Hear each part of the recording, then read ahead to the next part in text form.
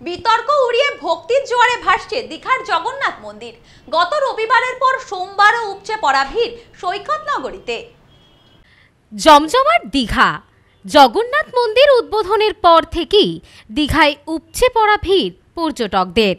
বিশেষ করে ছুটির দিনগুলিতে একেবারে জনপ্লাবন দীঘায়।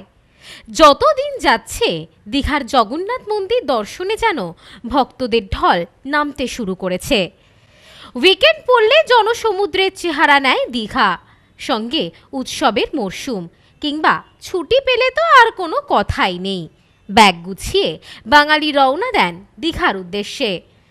সমুদ্র ছাড়াও দীঘার এখন প্রধান আকর্ষণ জগন্নাথ মন্দির। একদিকে সমুদ্র সৈকত, অন্যদিকে জগন্নাথ মন্দির, এক কথায় পছন্দের ডেস্টিনেশন বাঙালির। অক্ষয় তৃতীয়ার দিন উদ্বোধন হয়েছে দীঘার জগন্নাথ মন্দির। সকাল 6টায় খুলে দেওয়া হয়েছে মন্দিরের দরজা। প্রতিদিন ভোগ নিবেদন করা হচ্ছে, সারাদিন চলছে পূজা পাঠ। জগন্নাথ মন্দির উদ্বোধনের পর থেকেই প্রতিদিন উপচে পড়া ভিড় দীঘার জগন্নাথ মন্দিরে। বিশেষ করে ছুটির দিন অর্থাৎ শনিবার এবং রবিবার বেশি ভিড় লক্ষ্য করা যায় পর্যটকদের।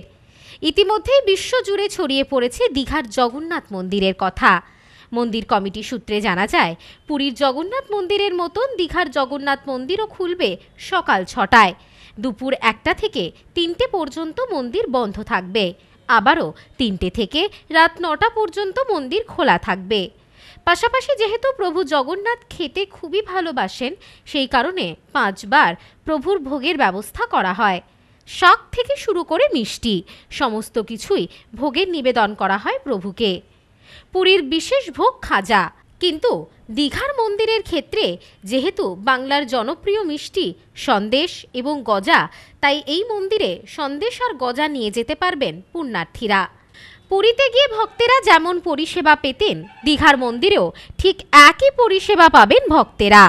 ইতিমধ্যেই দীঘার জগন্নাথ মন্দিরে এসে খুবই খুশি ভক্তেরা। এই বিষয়ে মন্দিরে আগত এক ভক্ত জানান, আজ পুজো দিতে আসতে পেরে খুবই ভালো লাগছে। অক্ষয় তৃতীয়ার দিন থেকে দীঘার জগন্নাথ মন্দিরের কথা খুবই শুনেছি, তবে আজ এসে পুজো দিতে পেরে খুবই ভালো লাগছে। बहुत बहुत अच्छा लगा, बहुत अच्छा लगा। दर्शन के लिए आए? मंदिर खास करके मंदिर दर्शन के लिए आए हैं। हम तो 5 साल से या 6 साल से रह रहा हूँ, लेकिन ये आया, मैं सुना 30 तारीख को उद्घाटन है, इसके लिए मैं आया। बहुत अच्छा लगा। दीघा में अभी फिलहाल तो उधर न्यू दीघा समुद्र में घूमा और इधर घूमा हूँ, और भी 1-2 जगह और घूमूंगा। मंदिर कैसा लगा? मंदिर बहुत अच्छा लगा और बहुत अच्छा है। अभी तो खैर 3 दिन में फिर भी बहुत अच्छा व्यवस्था है और बहुत अच्छा धन्यवाद हो रहा है। दीदी सरकार, दीदी को बहुत बधाई दे रहा हूँ, यहाँ का सरकार को बहुत अच्छा कर रही है। এই বিষয় মন্দিরে আগত অপর এক ভক্ত বলেন, আজই এসেছি, এসেই মন্দিরে পুজো দিতে চলে এসেছি। অনেকটা বড় জায়গা নিয়ে দীঘার জগন্নাথ মন্দির তৈরি হয়েছে, ঠিক সামনেই সমুদ্র, দেখতে অপূর্ব লাগছে। ভালো লাগলো। ঠাকুর দর্শন হয়েছে? আজকে দীঘা ঘোরার ইচ্ছা আছে আজকে? আমি এগরা থেকে মন্দির দর্শন করলাম, খুব ভালো লাগলো। জায়গাটা অনেকটা এলাকা জুড়ে হয়েছে, পুজো দিয়েছি, আমাদের ভালো লেগেছে।